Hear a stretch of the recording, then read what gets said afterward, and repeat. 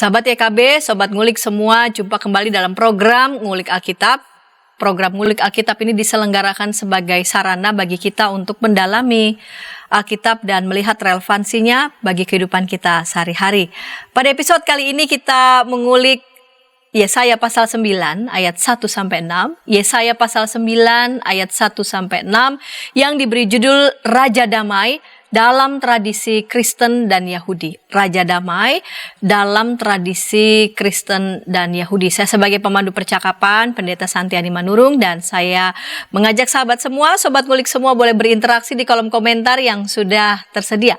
Untuk mengulik bacaan Yesaya pasal 9 ayat 1-6 yang diberi judul Raja Damai dalam tradisi Kristen dan Yahudi, akan menolong kita narasumber yang tidak asing lagi, Pendeta Ageta Awijaya. Salam jumpa by Zoom, Bu Pendeta. Bapak Ibu semua, shalom. Ya, salam jumpa Ibu Pendeta. Terima kasih untuk kesediaan, boleh terus-menerus menolong kita untuk belajar, mendalami Alkitab, mengulik pesan-pesan yang berharga, pesan-pesan yang sangat bernilai lewat melalui Alkitab. Dan pada episode kali ini Yesaya pasal 9 ayat 1-6 yang akan kita ulik bersama. Kita mulai saja, dan sebelum kita memulainya saya mengajak kita semua berdoa. Silakan Ibu Pendeta boleh memimpin kita dalam doa. Mari silakan. Mari Bapak Ibu dan saudara semua kita bersatu di dalam doa. Allah Bapa yang Maha Kasih, pada kesempatan kali ini kami bersyukur ya Tuhan karena kami beroleh waktu dan juga kesempatan untuk belajar dari kitab Yesaya 9. Kiranya Engkau yang membuat hati kami menjadi terang dan memahami apa yang menjadi maksud Tuhan, dan biarlah dengan roh Tuhan yang Tuhan berikan untuk menuntun kami semua juga dapat semakin hidup di dalam pengharapan, dan ini semua sesuai dengan firman Tuhan yang Tuhan berikan melalui nubuat Nabi Yesaya. Ajarkan kami untuk semakin terbuka untuk bisa memahami kehendak-Mu, dan kami mempercayakan waktu ini dan diri kami ke dalam tangan Tuhan.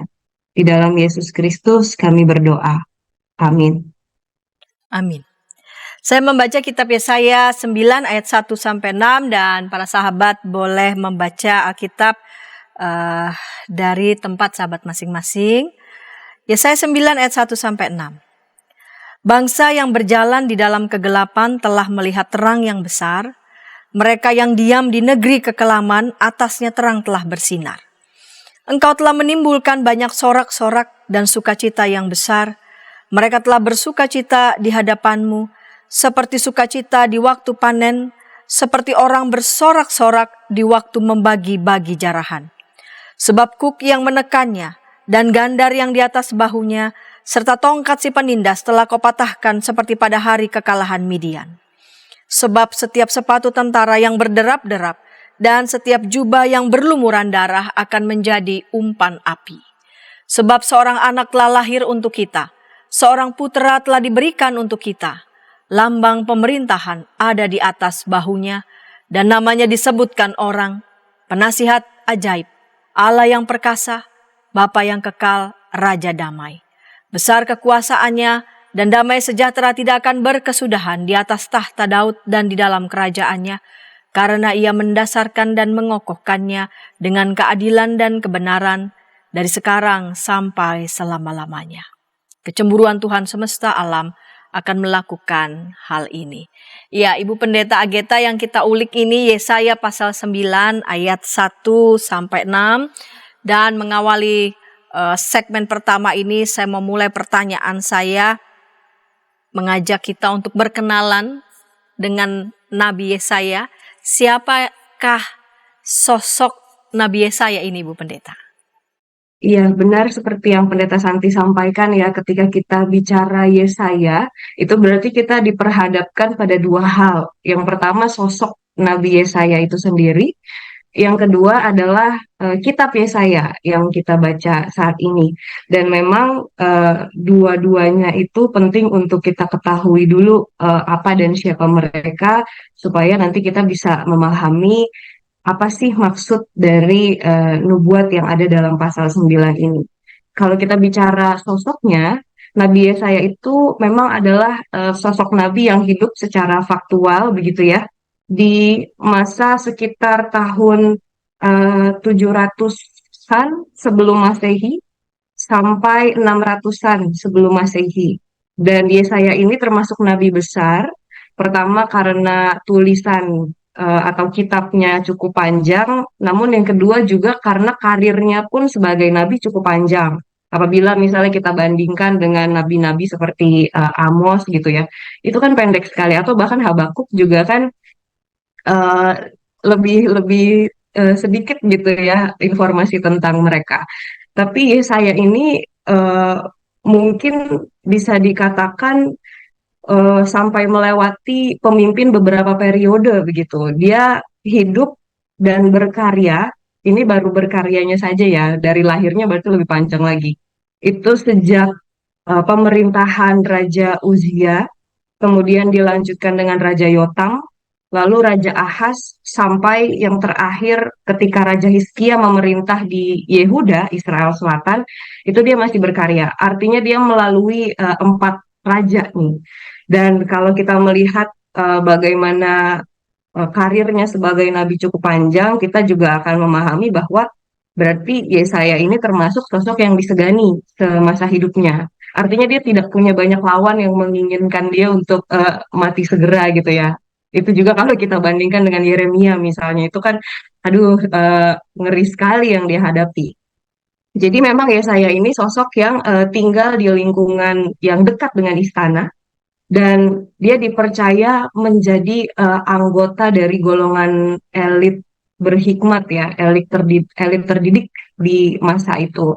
Artinya Yesaya ini lebih cenderung menjadi sosok yang seperti cendekiawan atau politisi dibanding dengan misalnya panglima perang. Dan bahkan juga beberapa ahli tafsir menduga bahwa ketika Yesaya masih hidup, itu belum banyak yang tahu kalau dia itu sesungguhnya nabi. Artinya tidak banyak yang mengetahui bahwa di balik opini politiknya, opini sosialnya tentang apa yang terjadi di Yerusalem, ternyata dia mendasarkan semuanya itu pada rasa takut akan Tuhan, pada kesetiaan terhadap Taurat dan juga perjanjian dengan Allah. Jadi baru di kemudian hari eh, otoritasnya sebagai nabi itu dilihat dan diakui. Tapi semasa hidupnya dia lebih banyak dilihat sebagai sosok cendekiawan dan politisi yang sebenarnya juga cinta damai gitu ya ketika ia hidup. Dan itu sosok Nabi Yesaya yang pada akhirnya melahirkan kitab Yesaya. Dan kalau kita lihat kitab Yesaya yang cukup panjang ya, pasal 1 sampai 66, eh, kita akan menyadari bahwa ternyata ada juga nubuat-nubuat yang ditulis itu yang menceritakan situasi setelah kepemimpinan Raja Hizkia. Nah, oleh karena itu para penafsir melihat bahwa kitab Yesaya ini sebagian ditulis pada masa Yesaya masih hidup, tapi sebagian lagi ditulis setelah ia sudah meninggal begitu. Eh, Perdebatannya juga cukup cukup panjang. Ada yang berpendapat bahwa kitab Yesaya ini sebagian ditulis dari kumpulan-kumpulan nubuat Yesaya yang belum diketemukan ketika ia masih hidup gitu ya. Tapi di lain sisi ada juga yang percaya bahwa ya sebenarnya itu bukan Yesaya yang tulis, tapi teman-teman seperguruannya begitu. Lalu kemudian tulisan-tulisan itu disatukan dan dijadikan satu kitab di bawah otoritas nama Yesaya begitu. Tapi baik itu kumpulan tulisan teman-teman sekelompoknya ataupun memang tulisan yang dia kumpulkan, kita percaya bahwa di dalam tulisan-tulisan ini terkandung nubuat yang sebenarnya disampaikan oleh Allah sendiri kepada umatnya melalui orang-orang yang berkarya dan hidup saat itu. Dan pembagian kitabnya juga didasarkan pada masa ketika Yesaya hidup dan sudah meninggal. Jadi bagian kitab yang ditulis pada masa ketika Yesaya masih hidup itu disebut Proto Yesaya, yaitu dari pasal 1 sampai 39. Kemudian eh, setelah dia meninggal ada nubuat-nubuat juga, dan itu ditulis di dalam Deutero Yesaya. Deutero Yesaya itu adanya di pasal 40 sampai 55. Kalau waktu penyusunannya diduga yang tadi yang pertama itu rentang waktunya tahun 739 sampai 701 sebelum Masehi. Itu Proto Yesaya ya. Untuk yang Deutero Yesaya itu ditulis tahun em, 605, ini waktu Yesaya sudah meninggal, sampai 539 sebelum Masehi. Dan bagian ketiga yaitu Trito Yesaya, yakni pasal 56 sampai 66 itu dipercaya ditulis pada tahun 539 sampai 500 sebelum Masehi. Deutero Yesaya bicara tentang pembuangan, Trito Yesaya bicara tentang kembalinya bangsa Israel dari pembuangan. Jadi itu dua hal yang berbeda ya. Kira-kira seperti itu. Ya, berarti pasal 9 yang kita baca ini berarti bagian dari ditulis ketika Yesaya masih hidup. Disusun. Proto Yesaya berarti ya. Betul, betul. Yesaya 9 ini adalah teks yang disusun ketika Yesaya masih hidup, sehingga keasliannya itu lebih dipercaya gitu ya. Maksudnya keaslian bahwa ini memang nubuat yang dikatakan dan ditulis oleh Yesaya sendiri. Jadi ini disusun memang ketika Yesaya masih hidup. Nah, ketika ini disusun oleh Yesaya ketika Yesaya masih hidup, ya tadi Pendeta Ageta sudah menjelaskan lebih dipercaya begitu karena mendekati asli karena memang disusun saat Nabi Yesaya masih hidup. Dan bagaimana konteks historisnya karena kan disusunnya bertepatan memang pada saat Nabi Yesaya masih hidup. Nah, kita mau mendengarkan bagaimana konteks historis dari pasal 9 bagian dari Proto Yesaya. Kita akan ulik ini bersama di segmen kedua, namun sebelumnya kita dengarkan pesan-pesan berikut ini. Dari kungkungan malam gelap. Nyanyikanlah nyanyian baru. Setiap hari Rabu, pukul 12 waktu Indonesia Barat. Dapat Anda nikmati di channel Lagu Rohani YKB GKI TV.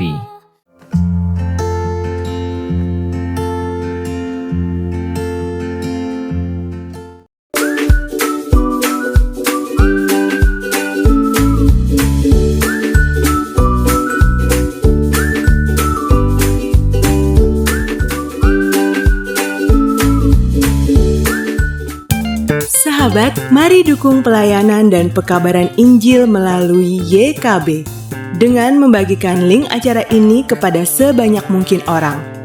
Dukungan juga dapat saudara lakukan dengan mentransfer dukungan finansial ke rekening BCA ke nomor 450 305 2990 450 305 2990 atas nama Yayasan Komunikasi Bersama.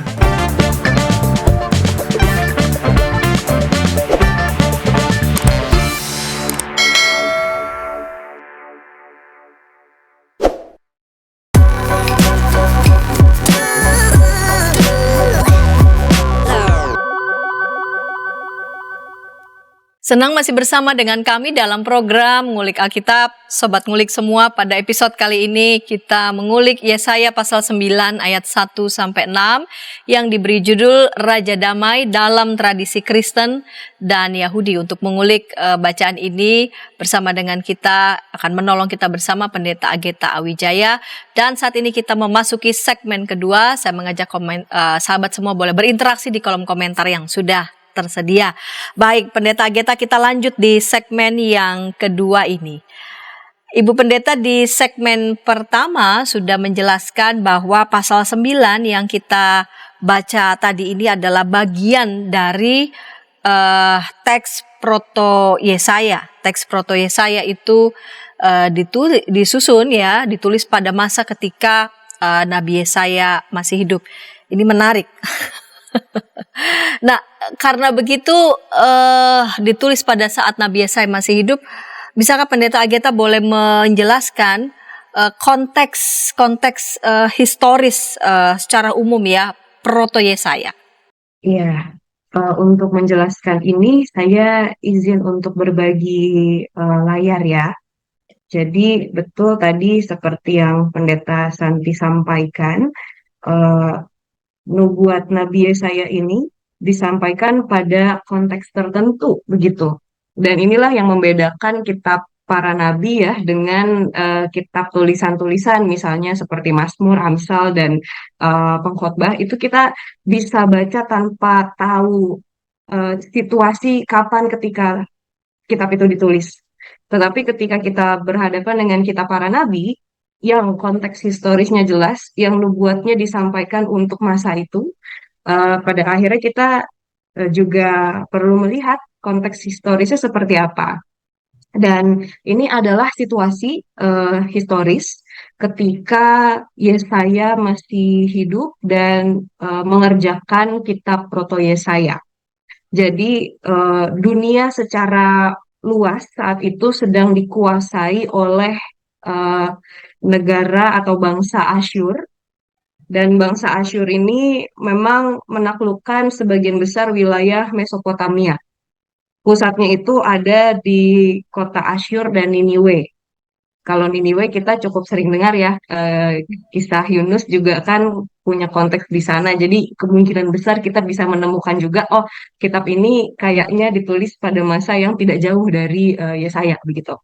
Nah, kerajaan Asyur ini memang menguasai sebagian besar wilayah Mesopotamia, tapi ada satu masa sekitar 75 tahun masa damai di mana bangsa Asyur ini dipimpin oleh raja-raja yang tidak sekuat raja-raja yang dulu. Tidak sekuat itu dalam arti mereka tidak punya punya ambisi untuk menaklukkan daerah-daerah yang lebih luas lagi. Sehingga Israel Utara dan Selatan yang waktu itu sudah berpisah kira-kira 200 tahun lamanya, itu cukup aman karena mereka jadinya bukan negara taklukan tapi negara tetangga begitu dari kawasan-kawasan yang ditaklukkan oleh Asyur. Nah, pada saat 75 tahun masa damai itu, ya orang Israel dan Yehuda, Israel Selatan dan Utara, menikmati kondisi yang aman, makmur, damai begitu. Dan secara teologis situasi ini juga kadang dimaknai sebagai kita ini berarti diberi perkenanan oleh Allah. Maksudnya Allah itu senang dengan apa yang kita lakukan sehingga kita aman, damai, makmur. Kan cara berpikir orang zaman dulu seperti itu ya. Kalau hidupnya baik berarti Tuhan senang. Kalau ada masalah atau ada perang, oh berarti itu Tuhan sedang marah sama kita. Kira-kira seperti itu. Nah, 75 tahun masa damai ini dimaknai secara keliru bahwa Tuhan itu lagi senang dengan mereka sehingga mereka bebas melakukan apa yang mereka sukai gitu.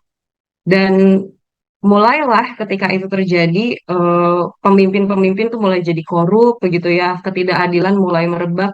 Jadi ternyata situasi yang baik itu tidak selamanya membawa manusia pada eh, kehidupan moral yang baik juga gitu. Sehingga muncullah pada saat itu nabi-nabi yang awal-awal muncul itu adalah Amos dan Hosea di Israel Utara itu sebelum Yesaya berkarya gitu ya. Dan di selatan ada Yesaya dan ketika masa 75 tahun ini habis, jadi Asyur mulai dipimpin oleh seorang raja baru namanya Tiglat-Pileser III. Raja Tiglat-Pileser III ini tidak seperti para pemimpin yang sebelumnya, mereka tidak mau melanjutkan penjajahan. Kalau Tiglat-Pileser III mulai lagi menaklukkan daerah-daerah yang lebih luas begitu. Termasuk pada akhirnya yang duluan ditaklukkan itu adalah Israel Utara. Jadi kalau kita lihat di dalam tabel ini ada beberapa raja yang menjabat pada masa ketika Yesaya berkarya dan ketika Asyur mulai menaklukkan dua wilayah ini.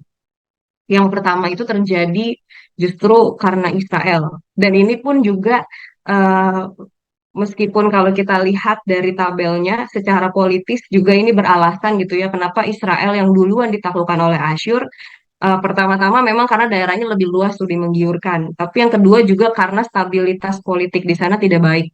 Kalau kita lihat setelah Yerobeam II, itu ada raja-raja yang berkuasa hanya sebentar. Ini kan artinya dia belum lama berkuasa digulingkan, belum lama berkuasa digulingkan gitu. Sehingga ketika Raja Menahem mulai bertahta dengan mudah, Asyur bisa menaklukkan Israel. Awalnya dari penagihan-penagihan upeti gitu ya. Jadi mereka nggak dijajah secara faktual, tetapi diminta untuk mengirimkan upeti. Tapi lama-lama akhirnya mereka dijajah juga. Dan itu dilanjutkan ketika raja-raja selanjutnya juga bertahta di sana, seperti Pekayah, Pekah, dan Hosea. Ini Hosea bukan Nabi Hosea, tetapi Raja Hosea ya di Israel Utara. Nah, hal itu juga menurut saudaranya Israel Selatan, Yehuda, itu juga punya alasan teologis. Kalau tadi alasan politisnya kan stabilitasnya nggak baik, tapi alasan teologisnya menurut kerajaan Yehuda adalah karena mereka tidak setia pada Allah. Jadi ketika saudaranya Israel Utara sedang ditaklukkan oleh bangsa lain, kerajaan Yehuda itu seperti seperti bilang tuh kan, makanya kamu sih tidak setia begitu ya. Jadi mereka menganggap itu sebagai ketidaksetiaan dan karena itu juga kerajaan Yehuda sendiri pada akhirnya bercermin dan semakin semakin kuat begitu ya untuk bisa mempertahankan kesetiaan mereka pada masa Raja Uzia. Jadi kalau kita melihat Raja Menahem ini kan terakhirnya 742 sebelum Masehi. Tapi di Yehuda itu masih satu raja tuh yang berkuasa sejak kalau sejak di utara itu udah ganti banyak, di selatan di Yehuda itu baru baru satu, yaitu Raja Uzia saja. Dan pada masa Uzia ini memang Uzia hampir-hampir melakukan sesuatu yang tidak sesuai dengan kehendak Tuhan, yaitu dia hampir mengangkat dirinya sendiri sebagai raja sekaligus imam besar. Nggak boleh dong, karena imam itu kan yang dikhususkan. Kalau raja sekalian imam ya berarti nanti persembahannya bisa masuk kantong istana gitu ya. Eh, tapi akhirnya Uzia bertobat. Nah, eh, kejatuhan sesungguhnya baru terjadi pada masa eh, setelah Raja Uzia turun, yaitu pada masa Raja Yotam. Karena Raja Yotam berbeda dengan Uzia yang berpikir, Uzia juga berpikir demikian tentu karena mendengar nubuat Yesaya ya, yang memperingatkan bahwa yang kita harus lakukan adalah setia, bukannya cari aliansi begitu. Nah, Yotam itu justru dia berpikir ini saatnya cari aliansi, jadi dia agak goyah, dia agak mulai takut karena kerajaan sebelah sudah ditaklukkan Asyur. Jangan-jangan kalau kita tidak segera beraliansi dengan Asyur, kita jadi yang berikutnya. Kira-kira cara berpikirnya Yotam gitu. Jadi sebelum kita dibully, kita jadi pengikutnya aja gitu. Kita daftar masuk gengnya aja. Kira-kira seperti itu. Dan dimulailah kebijakan pro Asyur. Jadi Yotam ini bersekutu dengan Asyur pada masa pemerintahannya dan tentu itu merupakan sesuatu yang tidak sesuai dengan kehendak Tuhan ya. Karena eh, aliansi itu punya potensi nanti kepercayaannya orang Asyur juga harus diadopsi oleh Yehuda. Dan hal ini sudah diperingatkan oleh Yesaya. Jadi Yesaya itu konsisten selalu dari Uzia sampai Yotam, Ahaz sampai Hizkia. Dia memperingatkan bangsanya bahwa harusnya yang diandalkan satu-satunya itu adalah Tuhan. Mau siapa kayak yang menguasai dunia, mau Asyur, mau yang lain, mau ada serangan dari mana-mana, tetap yang harus menjadi pemimpin yang diandalkan oleh bangsa itu adalah Tuhan sendiri. Jadi waktu Yotam pro Asyur, Yesaya pun mengingatkan hal yang sama. Kemudian eh, dilanjutkan kepemimpinan Yotam ini oleh Raja Ahaz. Setelah Yotam, Ahaz memimpin. Ahaz pun mewarisi kebijakan pro Asyur yang sudah ditanamkan oleh Yotam di tanah Yehuda. Jadi pada saat itu ketika ketika Israel Utara mendengar bahwa saudaranya yang di selatan ini pro Asyur, itu kan mereka juga marah gitu ya.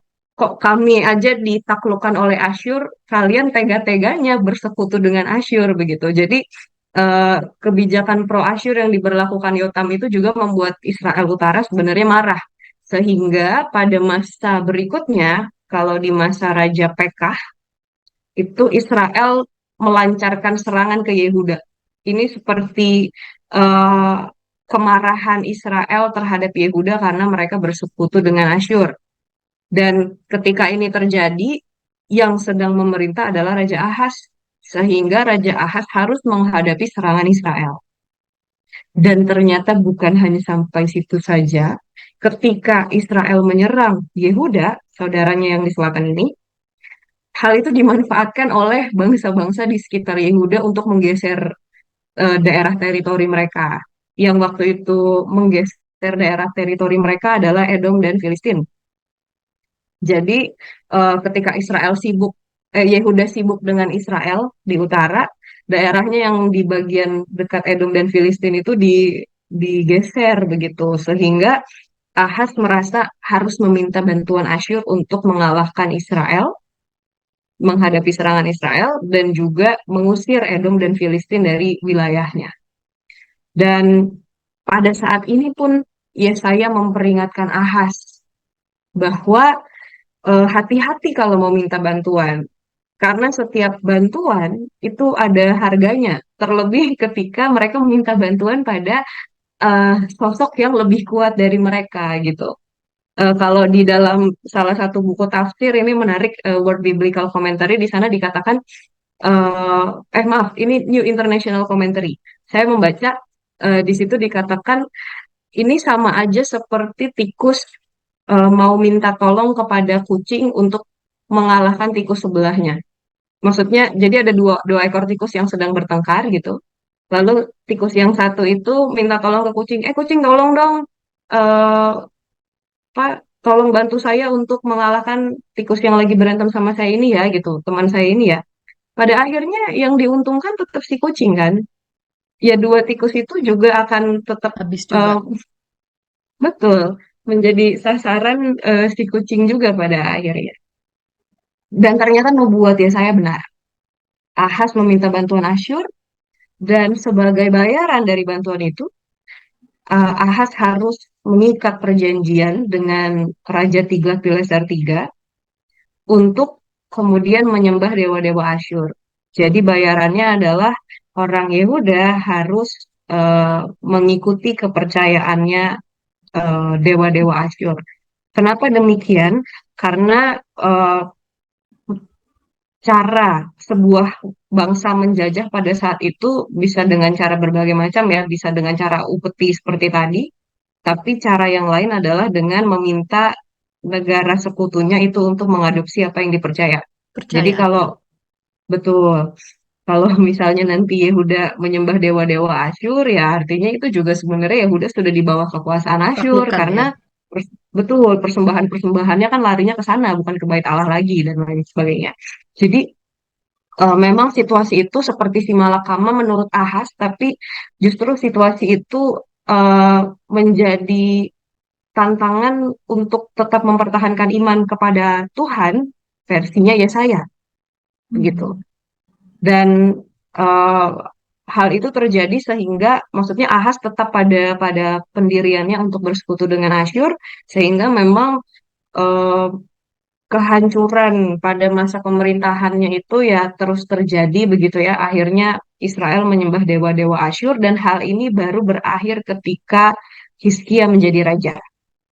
Jadi Hmm. ketika Hizkia naik tahta, dia tidak meneruskan aliansinya dengan Asyur seperti para pendahulunya, tetapi dia memilih untuk ada di posisi netral. Netral awalnya netral sih. Netral dalam arti pokoknya kalau Asyur lawan siapa saya nggak ikutan. Kalau ada yang mau bersekutu melawan Asyur juga saya nggak ikutan, begitu. Karena fokus dia ketika memerintah adalah membangun kembali tradisi Taurat. Jadi ini lebih ke urusan dalam, begitu ya. Dan juga ia merestorasi peribadahan di Israel sehingga eh, ya situasi di Israel yang tadinya sudah maaf, di Yehuda ya, di Yehuda yang tadinya sudah menyembah dewa-dewi Asyur itu kembali pada kesetiaan kepada Tuhan, dan karena itu keadilan dan damai sejahtera bisa dirasakan di sana. Namun di akhir hidupnya memang Hizkia juga melakukan kesalahan ya dengan bersekutu dengan Mesir untuk melawan Filistin, Edom dan Moab, dan akhirnya itu membuat eh, menggelitik Raja Asyur yang saat itu, dan akhirnya juga Yehuda jatuh ke tangan Asyur pada akhirnya sampai pada kehancuran bait Allah. Nah, eh, itu semua menjadi konteksnya Hmm. Yesaya ketika Yesaya masih hidup. Jadi bayangkan ya, Yesaya itu bisa bertahan di tengah pergolakan politik Ya. yang luar biasa karena memang dia seseorang yang cukup berhikmat. Kita nanti bisa lihat juga dari cara dia menulis. Jadi ini nubuat yang ditulis seperti kitab hikmat kan kalau kita Hmm. perhatikan. Hmm. Ya. Dan di sana juga ditunjukkan eh, bagaimana pendiriannya atau perspektif teologisnya terhadap situasi ini. Hmm. Lalu di mana Yesaya 9 terletak? Yesaya 9 terletak pada masa ketika Raja Ahaz memerintah sebelum Raja Hizkia. Oke, baik. Bisa dibayangkan ya, tidak mudahnya ya seorang nabi berada dalam dinamika politik yang demikian tidak stabil. Karena bagaimanapun hidup dalam dunia yang penuh dengan pergolakan. Kita mau mendalami kembali, kita mau mendalami tadi kan konteks historis secara umum ya Proto Yesaya. Sekarang kita masuk pada konteks di mana tulisan Yesaya pasal 9 ayat 1 sampai 6. Pendeta Ageta tadi sudah memberikan sedikit intipan ya bagaimana gaya penulisan Nabi Yesaya khusus pasal 9 ayat 1 sampai 6 yang penuh dengan hikmat. Kita akan ulas itu di segmen 3. Namun sebelumnya kita dengarkan pesan-pesan berikut ini. Tanganku dipegang. Injil dalam Melodi. Setiap hari Kamis, pukul 12 waktu Saudara-saudara, Indonesia lagu Barat. yang baru saja saya nyanyikan Dapat Anda adalah nikmati di channel refrein Bedah Lagu sebuah YKB hymn GKI berjudul TV. Tenanglah.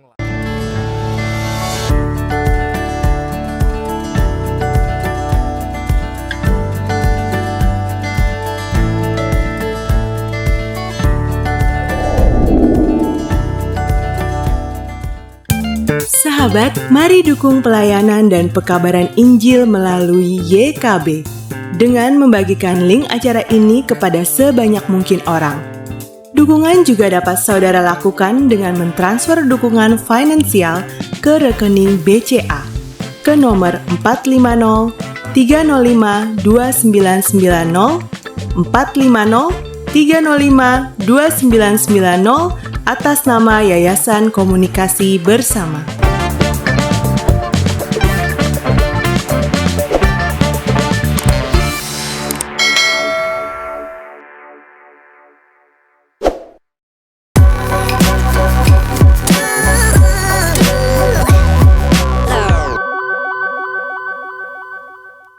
Sahabat, sobat ngulik semua, senang masih bersama dengan kami dalam program Ngulik Alkitab. Pada episode kali ini kita mengulik Yesaya pasal 9 ayat 1 sampai 6 yang diberi judul Raja Damai dalam Tradisi Kristen dan Yahudi.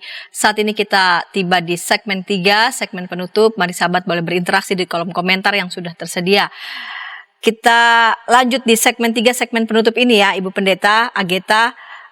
Diberi judul Raja Damai dalam Tradisi Kristen dan Yahudi. Di segmen kedua Ibu Pendeta sudah menjelaskan konteks historis penulisan Proto Yesaya, dan di segmen ketiga ini pesan apa gitu ya yang ingin Nabi Yesaya sampaikan di pasal 9 ayat 1 sampai 6 dengan dinamika politik yang tidak mudah ini. Ya, saya izin kembali berbagi layar ya.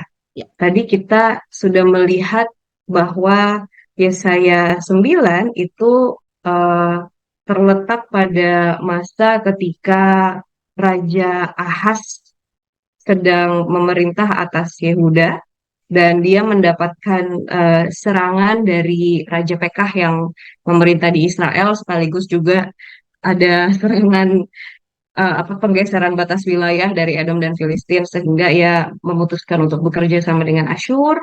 Dan pada akhirnya kerjasama ini membuahkan sebuah konsekuensi bahwa bangsa Yehuda akan harus menerima dewa-dewa Asyur sebagai sembahan mereka. Dan konteks itulah yang mendasari Yesaya pasal 9. Jadi kalau kita melihat eh, dari teks Yesaya pasal 9 ini diberi judul perikop kan kelahiran Raja Damai. Jadi ini adalah nubuat tentang pengharapan pada saat situasi Yehuda saat itu sedang diharuskan untuk menerima sesembahannya Asyur begitu. Jadi karena itu sudah terjadi, akhirnya ya mereka menerima konsekuensinya, tetapi selalu ada pengharapan. Jadi pola nubuatnya Yesaya sejak pasal 1 itu sudah bisa dilihat ya. Selalu Yesaya bicara eh, secara runut gitu ya. Ada penghukuman, tapi kemudian ada pengharapan. Tapi kemudian ada penghukuman lagi, ada pengharapan. Dan kenapa demikian? Tadi kita sudah lihat karena raja-rajanya juga beda. Situasi penghukuman yang perlu di penghukuman itu juga terus-menerus terjadi begitu. Dan di sini kita berjumpa dengan membuat pengharapan setelah penghukuman karena bersekutu dengan Asyur itu diterima oleh kerajaan Yehuda. Dan kalau kita lihat di sini Yesaya 1 sampai 6 banyak juga yang memasukkan ayat Yesaya 8 ayat 23 karena memang Yesaya 8 ayat 23 ini masih menjadi bagian dari teks nubuat itu disusun sedemikian rupa seperti eh, kitab-kitab hikmat ya. Jadi ini bentuknya seperti sajak kalau kita lihat. Dan sajak ini kalau di layar yang saya bagikan itu ternyata dibacakan secara bersahutan. Jadi di dalam tradisinya kita semakin bisa melihat perannya Yesaya ya di dalam kerajaan. Memang waktu itu dia lebih banyak mungkin bercakap-cakap dengan para pemimpin terkait situasi politik, tetapi juga dia punya punya tugas yang membuat dia harus menuliskan nubuatnya sampai itu jadi berbentuk mungkin liturgi singkat ya untuk dibacakan di lingkungan kerajaan. Dan di sini nubuatnya itu eh, ditulis untuk dibacakan oleh beberapa pihak yang bertugas di lingkungan kerajaan, yaitu yang pertama ada yang dibacakan oleh pejabat ya di official, kemudian juga ada yang dibacakan oleh seorang ajudan, lalu direspons di bagian chorus itu oleh eh, rakyat atau orang-orang yang ada di sana. Kemudian dilanjutkan lagi ada eh, seorang pengamat, 3 orang pengamat di sana. Lalu kemudian ada refrain lagi.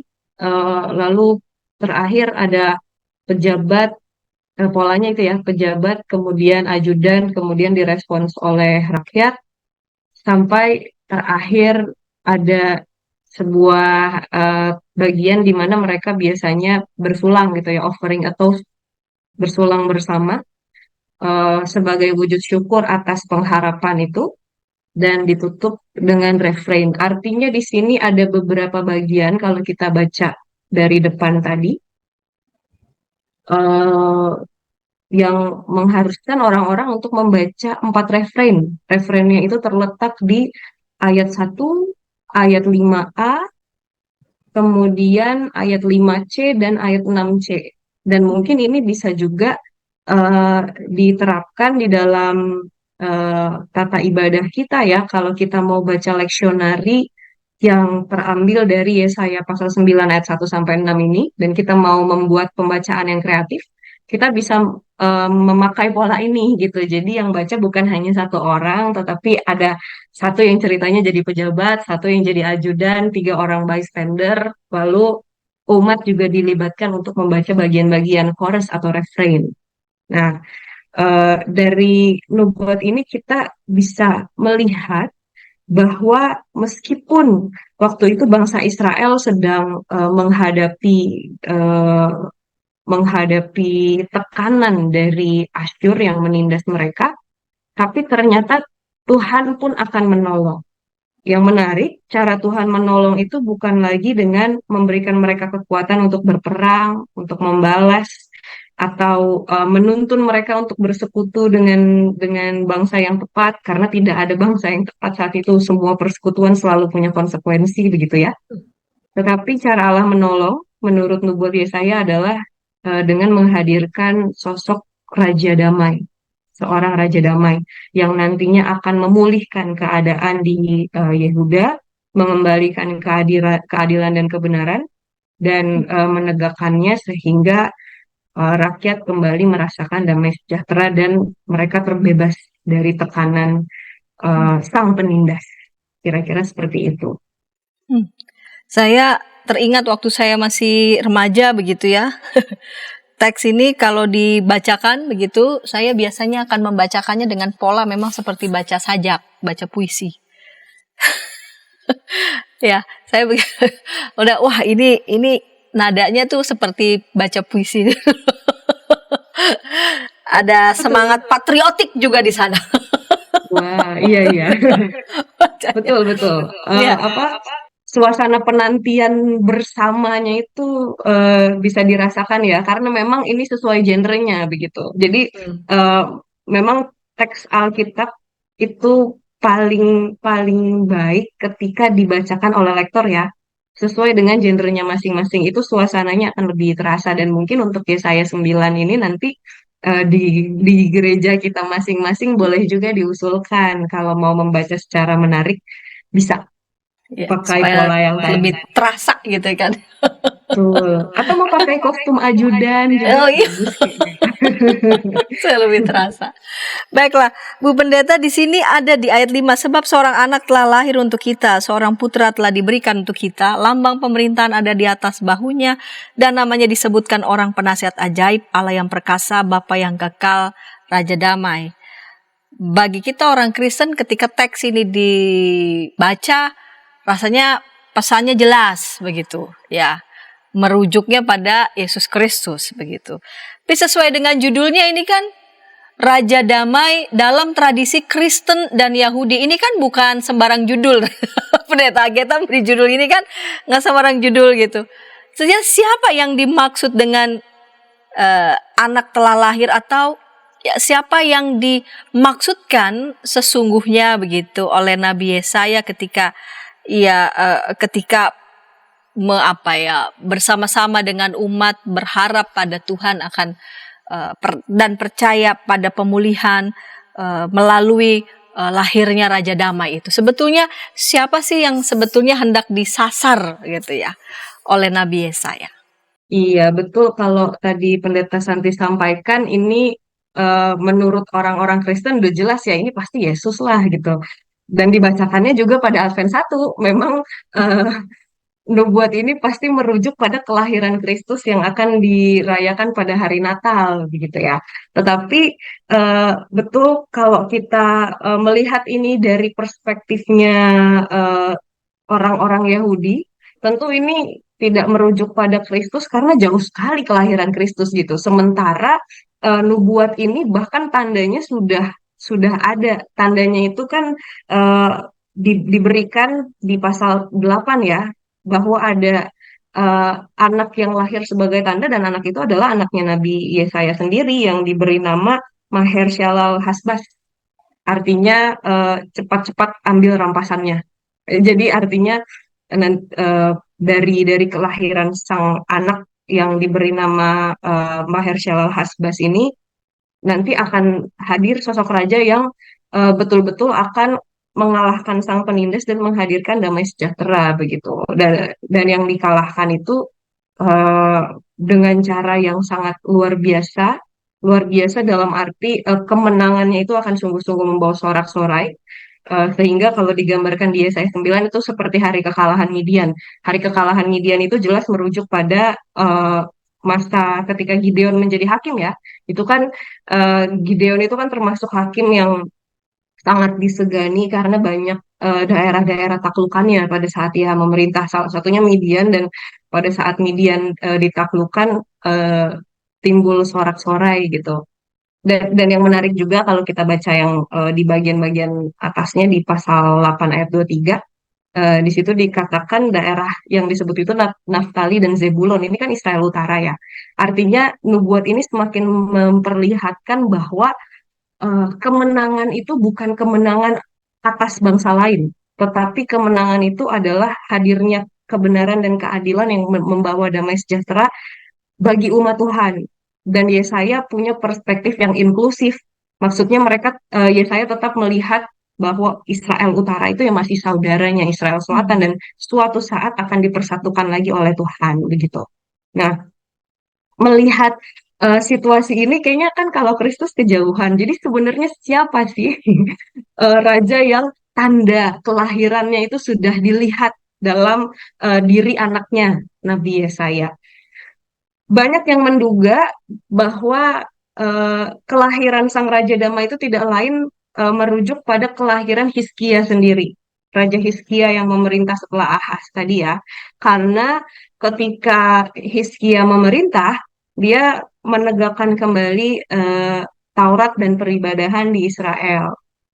Dan itu juga menjadi pintu gerbang bagi damai sejahtera di Israel. Karena ketika Yehuda ya, saya terbalik terus, Israel Selatan maksudnya. Yehuda ini kan ketika mengadopsi kepercayaannya bangsa lain, ya mereka pun akan hidup dengan cara seperti bangsa itu gitu ya. Kalau misalnya dengan dewa kesuburan mereka harus menyembah dengan cara memberikan korban manusia misalnya, mereka juga harus melakukan itu. Terus juga tentang hukum-hukum Taurat yang mengatur kehidupan sosial seperti penghapusan hutang, kemudian tidak boleh menjadikan saudaranya sebagai hamba dan lain sebagainya. Kalau itu tidak diikuti, pada akhirnya itu merusak tatanan sosialnya Israel. Jadi penyembahan kepada dewa lain itu kan juga merusak kehidupan sosial. Nah, itu yang dikembalikan oleh Hizkia. Termasuk juga pengharapan akan pendamaian dengan saudaranya yang di utara itu juga meskipun belum terjadi tapi pasti sudah ada begitu ya, karena mereka sama-sama menghayati ya, sama-sama umat Tuhan juga keduanya. Nah, kelahiran Hizkia itulah yang diduga kuat menjadi kelahiran sosok Sang Raja Damai yang dimaksudkan oleh Yesaya 9. Tapi meskipun berbeda, bukan berarti tidak ada kesamaannya. Bukan berarti ketika Yahudi merujuk pada Hizkia dan orang Kristen merujuk pada Kristus, terus akhirnya selesai di situ dan kita tidak bisa mengambil apa-apa, cuma agree to disagree saja. Karena ternyata ada juga kesamaannya, yakni bahwa di dalam nubuat ini terkandung kepercayaan bahwa pertolongan Tuhan di dalam situasi terdesak itu datang bukan selalu dengan cara memberikan kekuatan pada umatnya untuk berperang, untuk melawan yang jahat, untuk membalas yang menindas, tetapi justru dengan kelahiran generasi baru yang berorientasi pada perdamaian. Dalam hal ini Yahudi merujuk pada Hizkia dan orang-orang Kristen merujuk pada Kristus sendiri yang memang akan membawa pendamaian antara umat manusia dengan Allah, gitu ya. Jadi artinya tidak selamanya kekerasan, penindasan, peperangan yang terjadi di dunia itu diakhiri dengan satu kekuatan besar yang menaklukkan, tetapi bisa juga diakhiri dengan cara melahirkan generasi-generasi yang cinta damai, yang menginginkan kesejahteraan itu terjadi di daerah itu, dan juga yang takut akan Tuhan.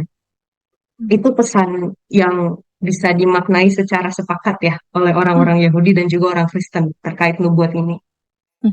Jadi walaupun berbeda yang dituju begitu ya, bagi kita orang Kristen adalah yang dimaksud adalah Yesus Kristus, dan ketika dibaca dalam tradisi Yahudi yang dimaksud, ada dugaan begitu, yang dimaksud adalah Raja Hizkia, namun pusat pemberitaan jelas begitu bahwa Allah memberikan keselamatan, bahwa Allah memberikan pengampunannya, bahwa Allah memberikan damai sejahteranya.